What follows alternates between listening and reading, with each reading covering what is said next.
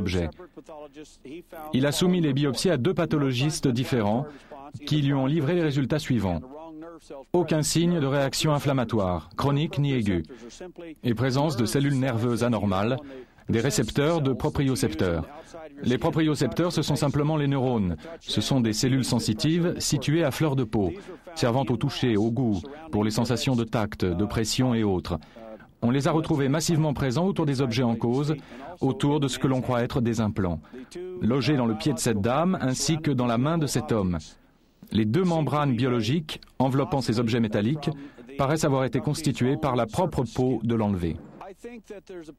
Je pense qu'il est possible que les marques de prélèvement indiquent la présence d'extraterrestres, qu'il est raisonnable à mon sens de penser qu'ils pourraient faire un tel prélèvement sur n'importe quel sujet et les mettre en culture, si bien qu'ils disposeraient littéralement de vos tissus, à chaque fois qu'ils en auraient besoin, comme enveloppe d'implant, pour l'insérer dans votre corps. Voilà qui rendrait compte de ce fait que des tissus nerveux tels que les neurones propriocepteurs de la surface cutanée environnent l'objet. Mais alors, comment ces neurones propriocepteurs pourraient se reconnecter aux autres nerfs du corps? Je ne vois pas. Il faut comprendre que cette dame est sous anesthésie hypnotique, avec 2 injections locales.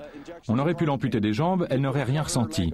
Et pourtant, dès que l'on touchait à ces objets, même chose pour l'homme, je ne dis pas les extraire, mais les toucher, on avait une réaction instantanée, violente, suggérant que les objets étaient connectés à un nerf majeur.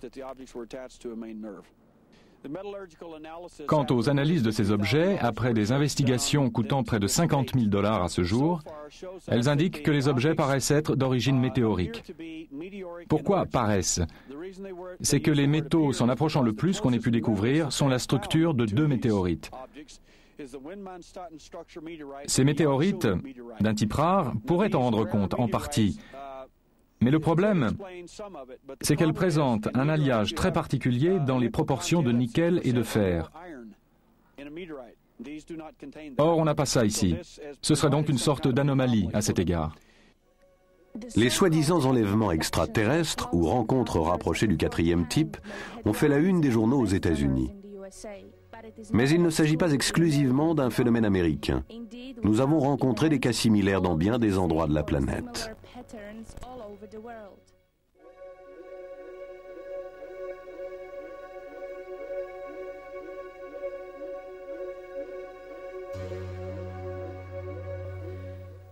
En fait, je les ai invités en 1985 parce que j'avais rencontré un Américain en Tchécoslovaquie.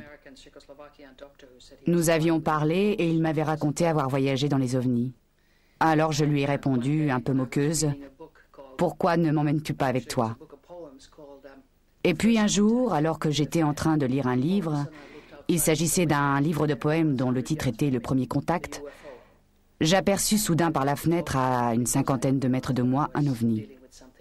Je fus totalement paniquée, car soudain je réalisais que j'étais face à quelque chose que je ne pouvais pas comprendre. Plus tard, j'ai compris que j'avais été enlevée cette fameuse nuit, et ça a bouleversé ma vie. Je me suis retrouvée sur une table d'opération, et comme je suis médecin, vous savez, la technique opératoire m'intéressait particulièrement. Cette technique était très en avance sur nos propres méthodes. Il s'agissait de rayons laser de couleur. Je ne pouvais comprendre ce qui se passait, mais je réalisais qu'ils étaient en train d'implanter quelque chose dans mon corps. Je ne savais pourquoi. Maintenant que j'en sais davantage au sujet de tout cela, je comprends que ces implants étaient faits pour changer notre niveau de sensation et pour nous aider à stocker des informations.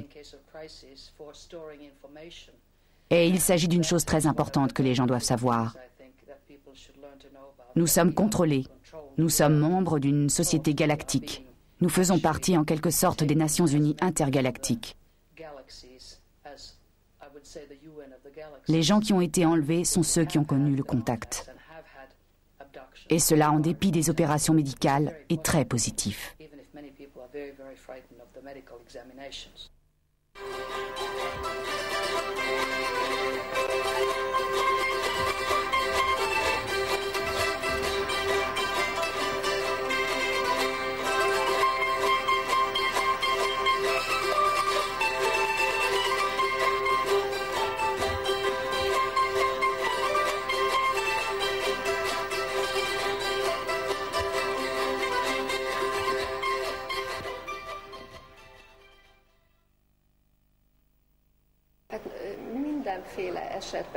J'ai effectué de nombreuses régressions hypnotiques avec des gens qui se sont alors souvenus de ce qui leur était arrivé sur une table d'opération, entourés de petits êtres, des gris, des extraterrestres humanoïdes.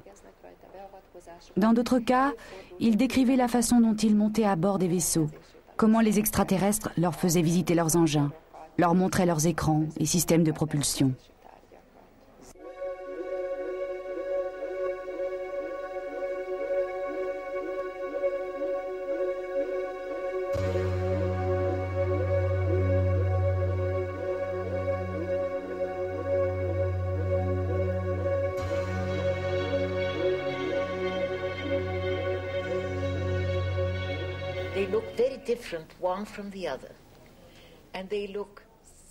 Chacun était un peu différent de l'autre, mais ils ressemblaient cependant à tous ceux qui ont été observés partout dans le monde. Il s'agissait de gris classiques, de ceux qui sont tant à la mode aux États-Unis. Nous connaissons ceci, mais parfois avec de légères variantes. Nous connaissons bien d'autres types d'extraterrestres dans une foule de cas. Mais certains ressemblent à des humains. D'autres sont beaucoup plus grands et beaux que des humains. D'autres sont semblables à des monstres, à des erreurs de la nature. Quelque chose de très différent de tout ce que nous connaissons et qui forme l'aspect le plus troublant du phénomène.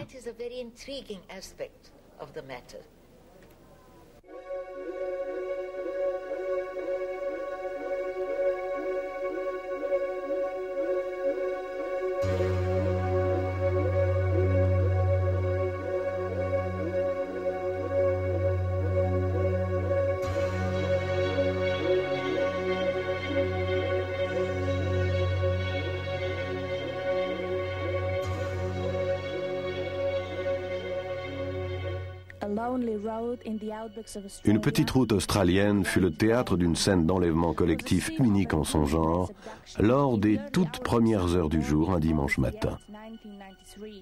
3 groupes de personnes voyageant séparément ont été enlevés par un vaisseau extraterrestre. Ils se sont souvenus de l'événement plusieurs jours plus tard. Kelly Cahill fut parmi ces enlevés. Mon mari et moi nous rentrions de chez des amis en voiture lorsque nous avons aperçu un gigantesque engin volant dans un champ sur le côté de la route. Nous nous sommes arrêtés, nous avons traversé la route. Tout ce dont je me rappelle est un vaisseau flottant dans les airs, celui que nous avions aperçu quelques instants auparavant conduisant, et une lumière très aveuglante. J'ai tout oublié, sauf la certitude que quelque chose s'était passé. Car mon cœur battait à tout rompre et l'adrénaline ne cessait de me submerger. Puis soudain, je me trouvais totalement désorientée dans la voiture. Et j'étais incapable de dire ce qui avait pu se passer. Comme si j'avais vécu un blackout.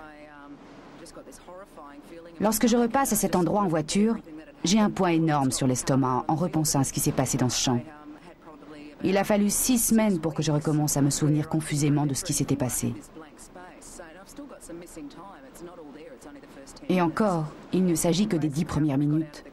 Tout le reste de ce missing time ne peut me revenir en mémoire. Quand nous sommes sortis de la voiture, nous avons observé cet engin qui présentait une série de lumières oranges dans sa partie inférieure et qui projetait un rayon bleu de forme conique jusqu'au sol. Nous étions là quand un être tout noir apparut dans le vaisseau, puis bientôt 7 ou 8 autres. Je sentais une incroyable énergie dans mon corps. C'est la seule façon que j'ai d'exprimer cela. Les petits êtres n'arrêtaient pas d'arriver, et j'ai eu une sorte de crise d'hystérie. J'ai ressenti un grand choc dans l'estomac qui m'a plaqué à terre. J'ai alors entendu une sorte de conversation, une voix masculine, mais j'avais vraiment de la peine à rester consciente à ce moment-là.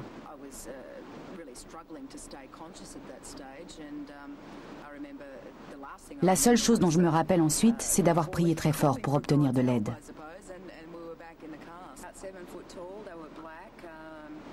Les occupants du vaisseau étaient grands, ils étaient noirs, leurs yeux étaient rouges, comme s'ils s'étaient mis à rougeoyer au moment où j'ai crié.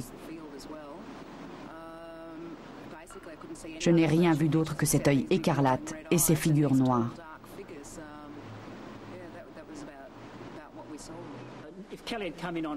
Si Kelly avait été seule, nous n'aurions qu'un cas normal. Mais ce qui s'est passé, c'est qu'un autre couple a été impliqué dans cette rencontre du quatrième type.